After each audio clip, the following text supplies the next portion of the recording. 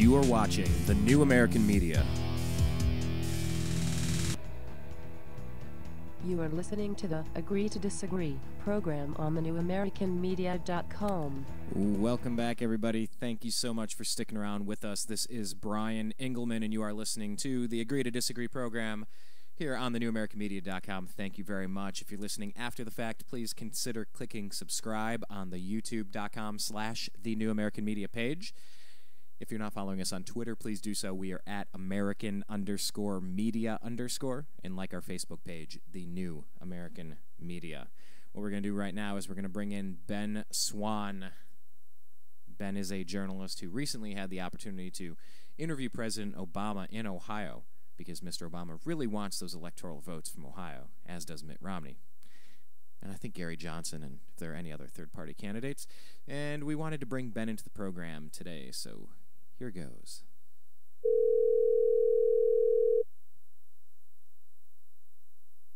This is Ben.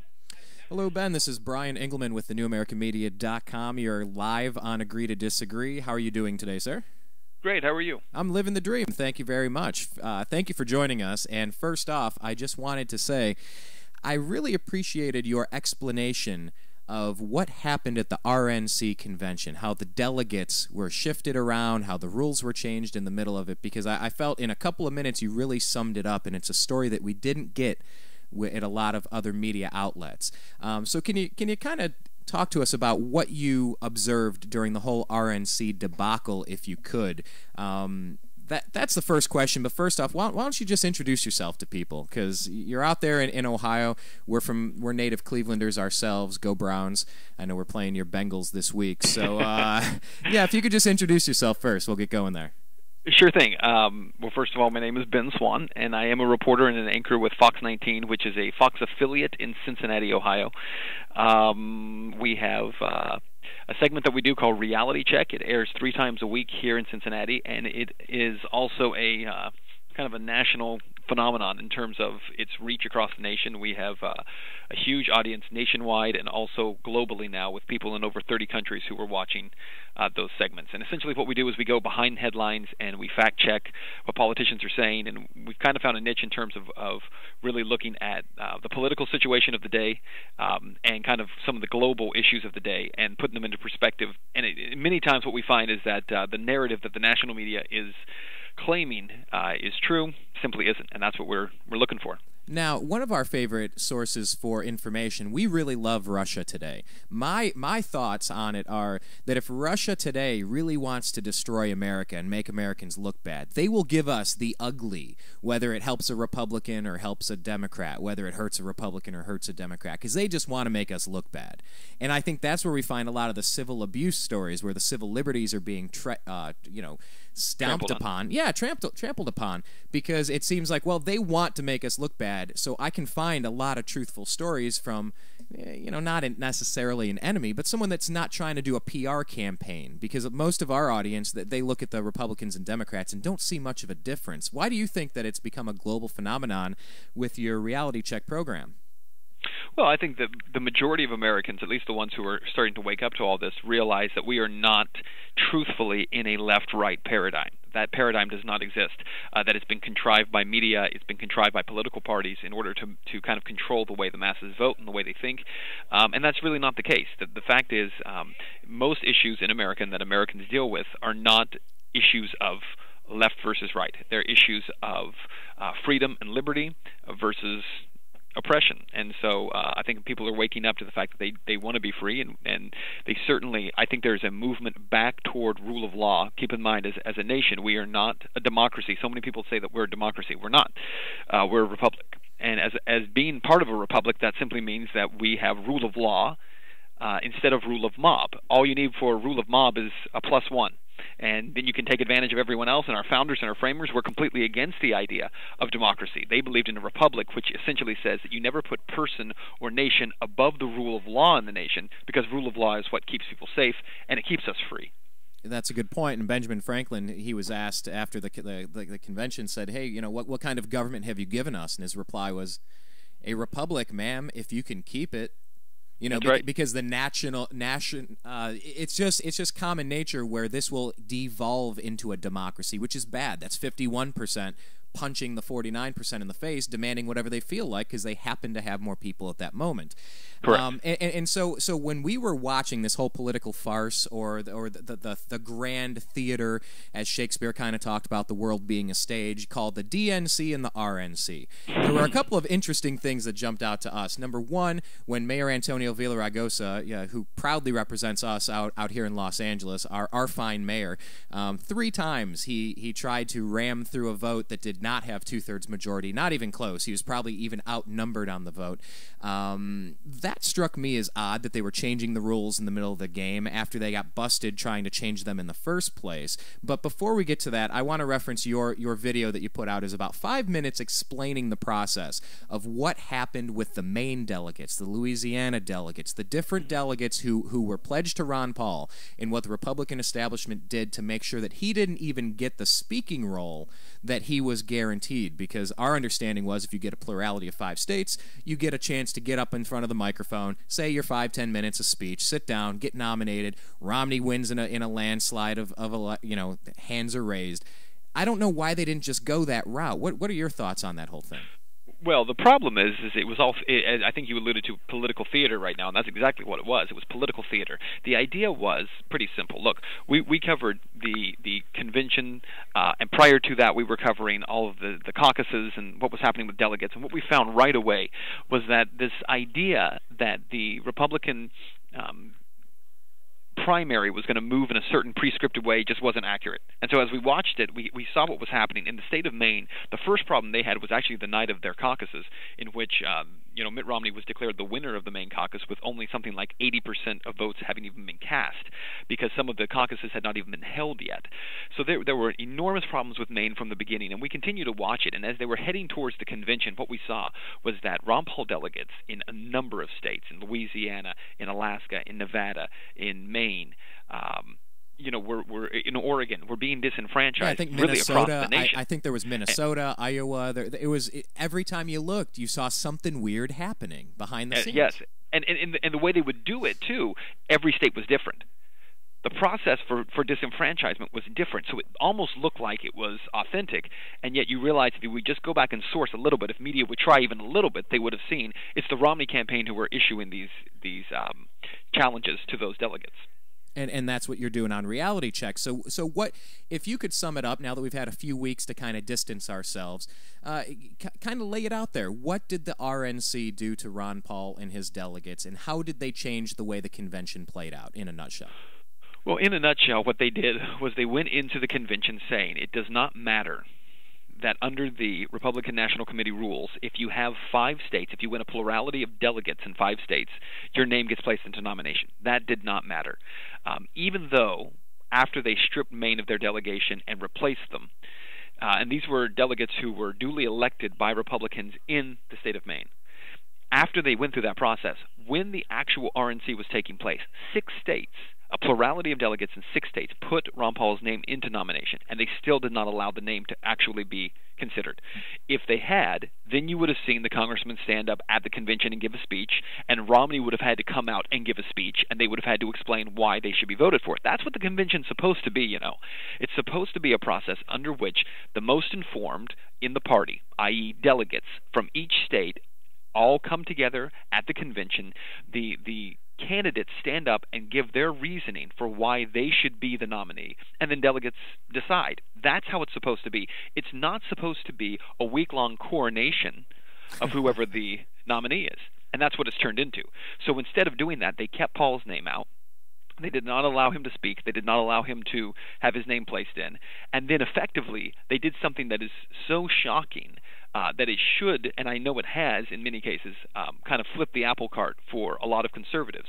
And that is, they made a rules change that essentially said that in the future, the Republican nominees, not even nominees, the Republican candidates, when they're in different states and they are the winners of caucuses or primaries, instead of allowing Republicans in the state to choose delegates, they're not going to allow that anymore. Instead, the candidate will simply choose their own delegates to represent them. The other thing that it does it allows the rules to be changed at any time without having to have two-thirds majority at the convention.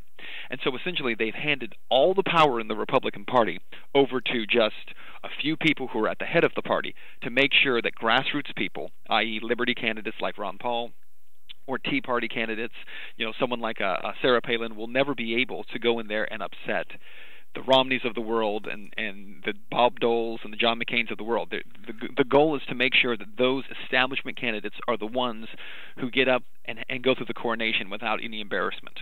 Now that's interesting because my understanding was there's a rule book and they got to follow the rules. But obviously they just felt that, what's that phrase, that famous movie line? I'm above the law. I am above the law. They just changed the rules and said, no, there's nothing to see here. These aren't the droids you're looking for. Go back to sleep, sheeple. Put your head back in the sand. We've got this under control. And it brings to mind two things for me. Number one, Ben, there's nothing that says Americans have to vote for a two-party system, right? It's kind of a hypothetical question, rhetorical, because we both know the answer. But if they want to play the game that way and there's no way to get in and change that system, then maybe the system needs another option. But something that we noticed also is that the Republican National Committee didn't just do that and didn't just take Ron Paul's speech away and didn't even grant him the dignity of, all right, look, we disagree with your foreign policy and we think you're kind of nutty and kooky and you're an old guy, but look, you earned the right to speak. We're going to treat you with dignity and respect. I could have at least understood that. But what they did, they traded Ron Paul's speech for an empty chair. They said, hey, we're gonna take that time that Ron Paul should have been speaking, we're going to put an empty chair on stage. I found that to be so insulting beyond belief, Ben. I don't know if you had any thoughts on that. Well, I think you're saying it well. I mean, the bottom line is that all these folks who were there as delegates, and the reality is, of the votes that you know that he got, and there are a lot of questions about whether or not there was vote tampering in different states. There's a lot of allegations about that. But of the votes that you know that he has, right, the congressman had over 2 million people who came out and voted for him. Republicans. 2 million Republicans who came out and voted on his behalf. And to not even allow him to get up and address those folks was an insult, not only to him, but to the entire liberty movement. And I think that while the Republican Party thought, they're very short-sighted, and while they thought that was probably a good move in the short term, I think they're going to find out that it's going to prove to not be one in the long term. I think you're correct about that. We're talking with Ben Swann, reporter for Fox 19 Cincinnati and host of Reality Check. Now let's move over to the DNC real quick. The whole debacle where the Democrats at first out of their party platform said, we're going to take out all references to God and we're going to remove supporting Jerusalem as being the capital of Israel. And then some people noticed, and then some other people said, hey, people, that might upset some Christians, some Jews, some people on the fence, not really sure where you're coming from. Let's put it back in. They put it to a voice vote. They said, okay, do you have 2/3 supporting this new amendment? We want to put it back in. Clearly, it was 50-50 if the no's didn't have that. Do you have any thoughts on that whole debacle on the DNC side? Because it looks like they're rigging the system on both sides and playing their games and lying to people, no matter if you're Republican or Democrat. Well, and that's what it really comes down to. At the end of the day, it doesn't really seem to matter to the Republican Party or the Democratic Party what their people think, what their delegates think, what their voters think, because at the end of the day, they've decided, look, it's a two-party system, and we're not afraid of disenfranchising these folks because the whole game that's being played is not what do you stand for if you're a Republican, what do you stand for if you're a Democrat. The game that's being played is what are you not. And so they've framed their entire campaigns, they've framed their platforms on all the things that they're not. I'm not one of those guys. If you're a Democrat, you don't want to be one of those Republicans. And if you're a Republican, you don't want to be one of those Democrats. And so what we saw with the only difference between what happened with the scripted vote in the RNC and the scripted vote in the DNC, and if folks want to see this, by the way, they can head over to my YouTube page, and you go to youtube.com/Ben Swann Reality Check. We have the videos there, and we show you the scripted votes. But if you watch these scripted votes, the only difference was that the mayor of Los Angeles, Villaraigosa, he's not as comfortable running over delegates as Boehner was. When John Boehner, Speaker of the House, ran over the delegate, he didn't even look back, right? It's like hitting a speed bump and just keep going. The mayor, he was too nervous, and so when he saw that he clearly didn't have the votes, he went back and let's do it again, and then finally that woman walks up behind him and says, you need to keep going. They're going to do what they're going to do. Just keep going. And I think that that kind of sums up both conventions, what she said. You need to keep going. Let them do what they're going to do. What I think they're underestimating is that the people within those parties sooner or later are going to get tired of it. There is a growing dissatisfaction with the parties. In fact, the largest group of voters in the country right now are independents. And you got to believe those independents are looking for someplace else to be because they're fed up with the two-party system that, quite frankly, looks awfully similar regardless of which party you're in. No, that's a good point. And you take a look at the teleprompter. It was telling him, the vote being in the affirmative, it's just a scripted play. It's Shakespeare. The world is but a stage. And I don't know if the Boehner thing makes you just filled with pride, being from Ohio, that he's a local boy, just running people over, doing that, like you said. But you know what it reminds me of? I don't know if you're a Simpsons fan or not, but there was a Treehouse of Horror back when Bob Dole was running against Bill Clinton, and it turns out that Kang and Kodos, the two aliens that always show up on the Halloween episodes, they take over these people, and they're pretending to be Bob Dole and Bill Clinton. And when it's revealed, they pull off the masks, and they're both green, slimy space aliens. They say, well, I'll just vote for a third party. It says, go ahead, throw your vote away. When even faced with the fact that these are both slimy space aliens, you'll still buy into the fact that voting for another party besides these two slimy people would be throwing your vote away instead of protecting humanity. And I think it's such a brilliant satire on the situation, because for me, I was a guy that held my nose and voted Republican a couple of times in my life for president. And after the way the RNC handled themselves, I will not be supporting this Republican candidate in this presidential election. I don't know if I'll ever vote Democrat. Don't get me wrong, I'm not going to that side. But I can't hold my nose and vote Republican after what I saw. Like you said, you think you're feeling a growing liberty movement. How do you see that manifesting itself throughout this election? Do you think it will cost Romney a presidency? And how do you see it impacting the election in 2016 then? It's a good question. I don't know if it'll cost Romney the election or not, but I think it certainly could. I think that the possibility of that happening is extremely high, because there are a number of people who I've talked to who think the way that you do, who are saying, I'm just not going to do this. I will not vote for him. And I believe this. I believe those entire 2 million plus Paul supporters around the country are not going to vote for Romney. They are not going to turn around at this point and say, okay, I'll go ahead and choose the lesser of two evils, so-called, so that my vote doesn't go to Obama. They're not going to do it. They're either going to vote for Gary Johnson as a libertarian candidate, or they're going to write in Ron Paul.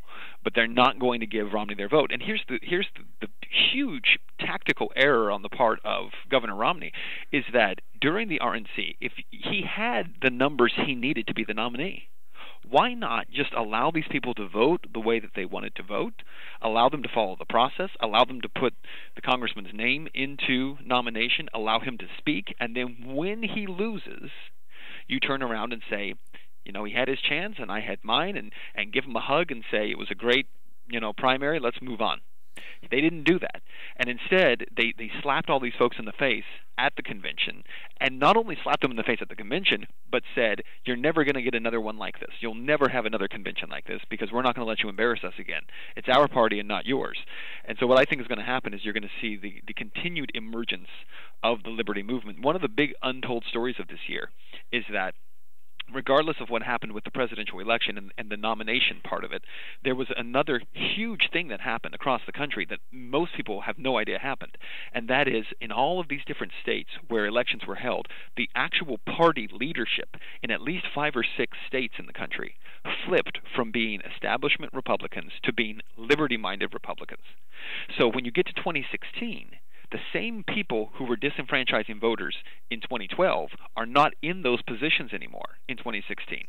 The state leadership has flipped, and that's going to be a huge difference moving forward. I think one thing that the Liberty Movement figured out this year is that if they're going to actually have a voice in the party, they've got to take over those local and state levels of the party in order to impact the national platform. Well, that is a good point that you bring up, but people are wondering what kind of country is going to be left in 2016 if you put an Obama or a Romney, Mr. Obama, Mr. Romney, into office when they both support something like the NDAA. And We're talking with Ben Swann, Fox 19 Cincinnati, host of Reality Check. I want to get to that NDAA question because you had 5 minutes with the president, and you just led with a question that I've been waiting to hear somebody ask him for a very long time, and I certainly appreciate with the NDAA. But getting back to what you said about Ron Paul and what the RNC did strategically, it kind of reminded me of Nixon and Watergate. You know, where you had a little bit of a paranoia that maybe we can't keep our control, maybe something's bad's going to happen. So, well, if we cheat this way and we cheat this way and we cheat this way, maybe we can get what we want, when they could have had it all along, when it really wasn't necessary. And then in Romney's speech, he could have even said to all the Liberty candidates out there supporting Ron Paul, let me say, regarding the gold standard, I think this. Regarding balancing the budget, I believe this. Regarding cutting the scope of government, I believe this. We are similar in a lot of economic areas. We do disagree in foreign policy and something else, but I clearly respect Ron Paul. I don't see why he could not have done that. And it could have actually endeared him to some of these, like you said, 2 million people that will not be voting Romney this time. No, they won't be, and it would have endeared him to some of them, and some of them still wouldn't have. You're not going to get all of them, obviously, but you don't need to get all of them. But what you do need to do is try to not turn them against you. I've even seen things recently where people are saying not only do they want to not vote for Romney, but they're actually trying to organize a Ron Paul movement to vote for Obama, to say if the Republican Party is going to kick us aside, then we're going to cast a vote for Obama because we're going to make sure you feel what you've done to us. I don't know how much traction that actually gets in the end, but it's an interesting thought because regardless, again, these are not people who are going to say, well, okay, we didn't win, and yeah, you kicked us while we were down, but we're still going to vote Republican because that's the right thing to do. They don't believe that. And the other thing is the Paul people are extremely focused on what they believe is doing the right thing for the country and for the future of the country. And for them, this is about much more than just politics. It's about the Constitution. It's about rule of law. It's about sound money. It's about their children's futures. And they're very passionate. People want to pretend that Paul supporters are all just a bunch of college-age dope smokers, and that's just not the case. These are people who are extremely intelligent, extremely educated, well-informed. They run the gamut in terms of demographics, in terms of age and gender, and quite frankly, they're just tired of not being heard, and they're going to be heard. Well, I'll tell you what, that's a good point you make, because we went to Occupy Los Angeles last year when it started popping up nationwide, starting with Occupy Wall Street, and we saw people that had Ron Paul signs. We saw people that had Audit the Fed signs. We had people that were out there, and I said, wait a minute, I thought this was a far left. Maybe I watched too much of the national Fox News narrative. I thought these were just a bunch of dirty, smelly hippies that want socialism. There are actually people there that are saying, no, we don't like that either, but we think the Republican system is a scam. So, I think part of it, like you do on Reality Check, is you dig into the issue to find out, okay, what is the propaganda, what's the PR supposed to be, and what's the truth behind it? And you made a good point as well about the people that might actually even do a write-in, shift your support from Ron Paul to Obama because, take that, Republicans. Take that, kind of like the Matt Damon line in Good Will Hunting. Well, I chose the hammer. Why? Well, because screw him. Right. I'll hit my own face and I'll make this hurt really bad if I'm going to make it hurt. And I've heard that. I've heard people say that, hey, if we're dumb enough to elect Obama for a second term, we get what we deserve, and at least it's not going to allow these Republicans who were asleep under the Patriot Act to go back to sleep. But this leads me into your recent interview. I think it was on the 6th, Mr. Obama, our president, came to Cincinnati, and you had a chance to meet up with him, and you got, I believe what it was, is 5 minutes with the president. And you had a chance to talk to him. What we hear a lot of people saying is, if we have a Mitt Romney or a Barack Obama that both support the National Defense Authorization Act, which allows for indefinite detention without charge, without trial, without due process, indefinitely just on a suspicion, then there's really no choice between Republican and Democrat because we both think they're up to something. When you asked him that question, where were you coming from? What were your concerns? And how do you feel he handled answering the question? Because I've listened to it a few times, his response, and I still don't really know what he was saying there. I'm interested in your take. Yeah, well, I agree with you.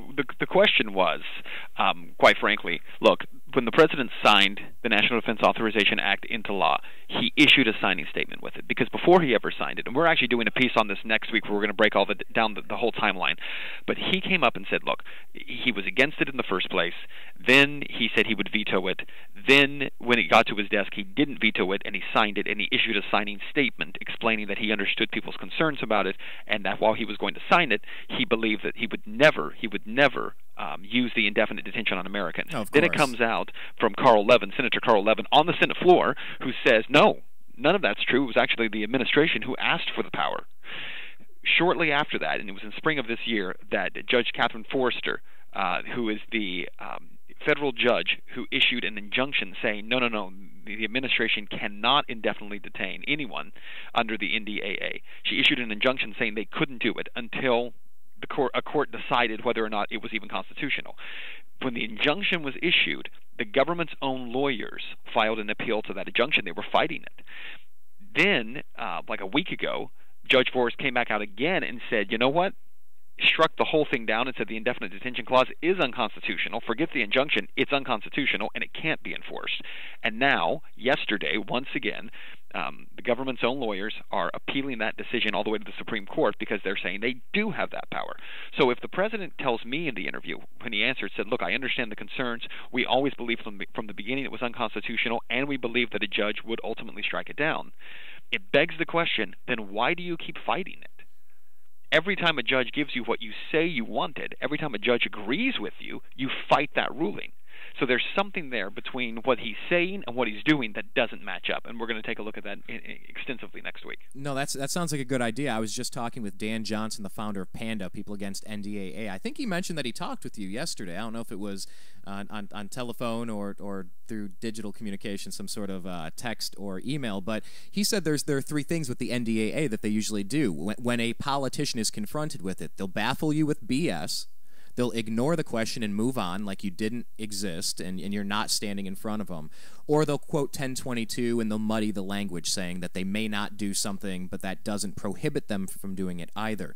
When you were a foot away from the president, and there's something that can be said for the ability to play poker when you're a journalist or when you're in politics, for that matter. What was your impression when you led with that question? How did you feel he responded to it as an ultimate politician, not showing his hand, not showing surprise? Did you feel a recoil? Did you feel what were you reading into how that played out as soon as you unleashed that first question? Well, sure. I can't really speak for how the president felt about it. I can tell you this. I can tell you that he seemed surprised by the question. I think anyone watching it can tell that he's a little bit surprised that he's getting this question, because it wasn't quite what he was expecting. But I thought that he actually handled the question well. He answered it well. He was relatively smooth in answering. He stuttered a little bit, stumbled a little bit, but for the most part, I think he was very smooth and answered it well. The problem is he didn't fully answer the question, because the question was, why are your own lawyers fighting the injunction? He never answered that question. And unfortunately, in a 5-minute interview, unless you want to spend the whole time talking about just that one thing, you got to move on. You have to. But that was my biggest issue with it, was the fact that he never actually answered the question. He never said why they're fighting it. He simply agreed that they thought that this would be the case. Well, regarding prohibition, I heard somebody recently say, don't think they didn't pass prohibition so that they could not use it. They passed it intending to implement it. You know, they passed Obamacare intending to implement it. If they're passing the NDAA and trying to fight to keep this, it seems like somebody somewhere sure wants the ability to do these things. And in our court system with the Bill of Rights, it seems like we already have a system to handle this stuff. I don't know why it seems so necessary to go above and beyond that. But your second question then, you followed up with the presidential kill list. How satisfied were you with the answer regarding the presidential kill list? Well, when we asked him about the presidential kill list, and that story has gotten just an enormous amount of traffic across the internet, and it was picked up in a number of different just major national news publications, where they were very surprised, first of all, that the question was asked, and then surprised when he answered. But the president, actually, the first thing he said was technically incorrect. He started out by saying that his first responsibility as president is to protect the American people. And a lot of people might agree with that, but that's not true. The oath of office that the president takes is not to protect the people of this country and not to protect the nation, not to protect the soil. It is to protect the Constitution to protect and uphold the Constitution. Now think about this for a minute. Against all enemies, both foreign and domestic. Right, from the Constitution. Yeah. Right, and what's important about that is the founders and the framers thought so highly of rule of law. It was so important to them that the president swears an oath to protect the Constitution above everything else. And so when he says, look, I have this obligation and duty to protect the people of the United States, what he's saying is untrue. His obligation is to rule of law, and under rule of law, the kill list, there's absolutely no constitutional authority for a kill list. Certainly not. And I know, the Huffington Post picked up the article. I loved reading through the comments section and seeing what people had to say about the story itself. And so many of them were very angry that the question was even asked. People were furious about it. There was a lot of vitriol with it, including somebody saying, "I hope you're on the kill list now." And I mean, they're very angry about it. But what's amazing to me is people get so angry that you would ask a president if he has the right to kill someone who has not had any due process.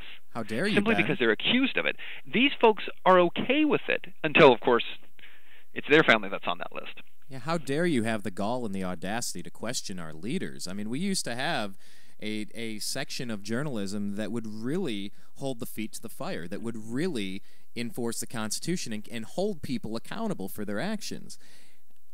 It's astonishing that so many people want to look at someone like you who says, okay, I have a concern about this, and their instant response is anger and venom at you for how dare you question our dear leader. And that was my comment earlier regarding the Mitt Romney voters or the George Bush voters who, just didn't even notice the Patriot Act, but now they're up in arms about the NDAA, or vice versa with the Democrats who hated the Patriot Act, and now they have to defend the NDAA because that's their team. Now it's my guy. I got to defend this guy at all costs, but they don't. I don't know. What is your? I don't know if you have advice moving forward, and we talked about what you think 2016 is going to be, but let me phrase this a little differently then. Now the next thing where we could have a potential rules disaster would be regarding the Electoral College. Let's just ignore all the voter fraud stuff and all the show an ID to actually cast a ballot thing, because that's all going to be covered in the mainstream as a political weapon. How confident are you that the Electoral College is going to follow the will of the people when the RNC and the DNC clearly didn't? Yeah, I don't know. I mean, obviously the presidential race itself is more closely watched, and courts get involved at that point. What's very sad about the RNC and the DNC is that the courts have stayed out of it, even though under U.S. Civil Code, the primaries, even though parties will say, well, we're a private party, and so, election law has nothing to do with us. That's not true. Under U.S. Civil Code, primaries are covered under the election code. And so, if someone's being disenfranchised as a voter in a primary, it's just as illegal as in the general election. However, people tend to pay more attention to the general election. And so I'm not as concerned about that as I am about this. Look, moving forward, what I would say is it would be very interesting if the American people would not turn their attention so much to the parties as much as they turn it towards, for instance, things like the Commission on Presidential Debates. If you really want to change something, change the fact that they have ridiculous standards for being able to be part of the presidential debates. Let's get 4 or 5 people on that stage. Make the general election look more like the primary does, where you actually have some choices and people have to draw some real distinctions rather than allowing media to draw distinctions for them. That's where I think you start to see some interesting things take place. And certainly as a journalist, it would make my life and my job much more interesting. Absolutely, I cannot disagree with that premise. Let's wrap it up with this then, Ben. Are you a Cincinnati Bengals fan? No, I'm actually from Texas. Okay, what are you? So I am Cowboys? a Cowboys fan. No, that's fair enough. We met Jerry Jones. He was a nice enough man. I have a certain affinity toward him. He was a very kind gentleman. Let's just say when we met him, nice guy. But yeah, we do a sports show based around the Cleveland Browns, the Cleveland Indians, the Buckeyes, called The Unhappy Hour, and then we also do this one called Agree to Disagree. So we try to mix the political conversation with the sports, because I can't handle too many hours of ESPN because my brain starts to melt, and I can't handle too much of the news media because then my brain starts to melt. So we try to mix it up a little bit bit over here. And just knowing you're from Cincinnati, I mean, you're right at the epicenter of what is going to be a hotly contested debate in 2012, trying to get those electoral votes. What is your gut telling you? Where do you think Ohio is going to swing? Do you trust It's going to be really tough to say, and I'll tell you why. Because at the end of the day, Ohio is doing better than most states in the country. The economy is doing better here. There are more jobs showing up here, even though it's not near where it should be, so don't get me wrong. But it's doing better. And so the debate is when the rest of the country is talking about how bad the economy is. You have a Republican governor here in John Kasich who's created a jobs program. He claims he's created a lot of jobs. President Obama says, nope, it's not him, it's me. Because of the auto industry bailout, we've created a lot of jobs. 8 in 10 jobs in Ohio are somehow connected to the auto industry. So the bottom line is, you have kind of a dueling premise here. A state that's doing better than the rest of the nation. And so, does that hurt the president? Does it help the president?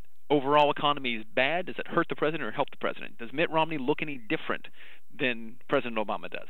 Ohio is going to be a fascinating story, and believe me, I am very blessed to be here and to be a part of kind of this moment in history. Well, Ben, let me tell you, we have a network of people, a couple who have already found out on short notice that we were going to have a conversation and said, hey, do me a favor. When you get offline, talk to Ben. We got to get connected because there are a bunch of other people who are running websites and doing radio shows that have been watching what you've been doing and just wanted to say thank you for kind of summing up what the RNC did and the shenanigans they pulled down in Tampa. Thank you for the questions you led with when you had 5 minutes with the president, because I really don't care about the soul food, the place where can you get the best soul food in Chicago? That was a question he was asked by a Morning Crew interview. What's on your iPod? I do not care about these pop culture questions. I care about important stuff like kill lists and the NDAA, indefinite detention. So, Ben, thank you very much. To be continued. I'll talk with you a little bit more off air because we just appreciate the work that you're doing over there at Fox 19 Cincinnati on Reality Check. Remind everybody how they can follow you on Twitter and check out your YouTube page as well. Yeah, you can go to facebook.com/Ben Swann Reality Check, and Swann has 2 N's, so if you're looking for it. You can Google search it, it'll come up. As well as Twitter, it's at Fox19 Ben Swann, and YouTube is youtube.com/Ben Swann Reality Check. See the theme there? We try to make it easy. Repetitiveness. Repetitiveness is the key. The key is repetitiveness, don't you know? Ben, seriously, we really appreciate the work you're doing out there. Keep it up. Keep representing Ohio in a positive way, and we'll continue to keep this conversation open as we steamroll forward to the end of this election season, however it plays out. Thank you again, Ben. Thank you. That is Ben Swann, Fox 19 Cincinnati Reality Check. He really is doing some good work over there. We recommend that you go take a look at him and what he's up to. We're going to take a quick commercial break here, and we're going to be right back on the other side. We want to remind you, by the way, if you're not following us on Twitter, we're at American_media_. Please do us a favor and follow us. If you're not subscribed to our YouTube channel, please click subscribe, youtube.com/The New American Media. Like our page on Facebook, The New American Media. And go to our home site, thenewamericanmedia.com. When we get back, we're going to see if we can track down Pam Larry, who is the initial instigator of Label GMOs. Well, what it's called is carightToknow.org. There's Proposition 37 in California, which is going to require that all food be labeled if it's genetically modified or not. We think it's a pretty important issue to consider coming up in November with these elections, and we're going to try to get her on the other side. Thank you very much for listening to Agree to Disagree. My name's Brian Engelman, and this is the TNAM Radio Network. You are listening to the Agree to Disagree program on thenewamericanmedia.com.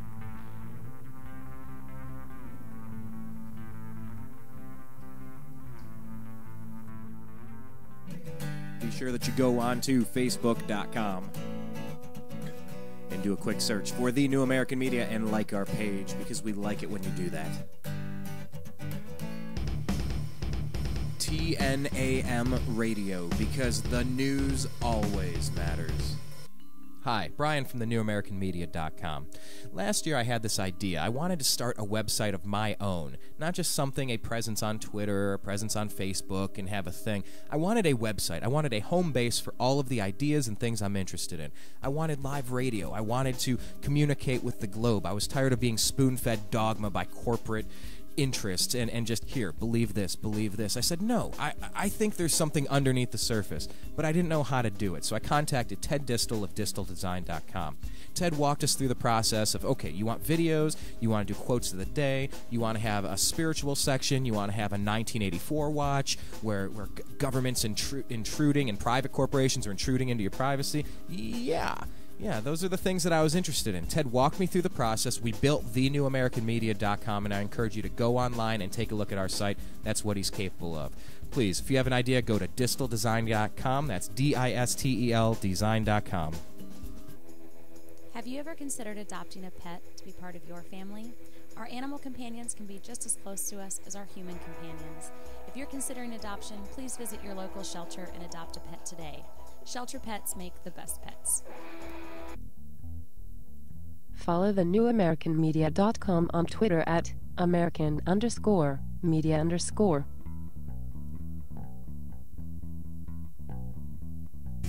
This is The New American Media. Hi, it's Brian from thenewamericanmedia.com. I'm a sports fan. I was raised in Cleveland, spent 25 years in Ohio. I watched the drive, the fumble, the shot too. I watched Art Modell steal the Cleveland Browns and win a Super Bowl over in Baltimore. I watched a horrible coach named Bill Belichick go on to the Patriots and win Super Bowls over there. Hooray. I am a bitter sports fan. Let's not even talk about what happened with he who shall not be named, who went to South Beach to take his talents there. Excuse me, I almost threw up in my mouth a little bit there. I am a sports fan who cares to talk about the things that matter to me. That is the Indians, the Cavs, the Browns, and the Buckeyes. But of course, I pay attention to national sports, and we discuss that on our show as well. That's why we have The Unhappy Hour every single Friday at 3:30 p.m. Pacific. Sit down, have a drink. It's the end of a long work week, and we can all get together and talk about the unhappy times that we've had as sports fans. We've all had them. We've had ups and downs, but as Cleveland fans, we only have downs. Join us. If you're tired of the other stuff, take a look at thenewamericanmedia.com. If you want a sports program that's going to both talk about national stories and care about the Indians, Cavs, Browns, and Buckeyes, come over to thenewamericanmedia.com and bring a couple of your friends. You are watching The New American Media.